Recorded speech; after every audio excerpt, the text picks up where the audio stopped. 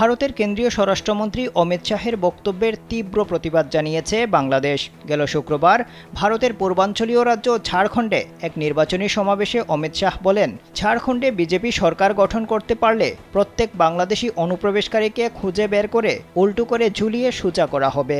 এরপর সোমবার ঢাকায় ভারতের ডেপুটি হাইকমিশনারের কাছে একটি প্রতিবাদ নোট দেওয়া হয়েছে।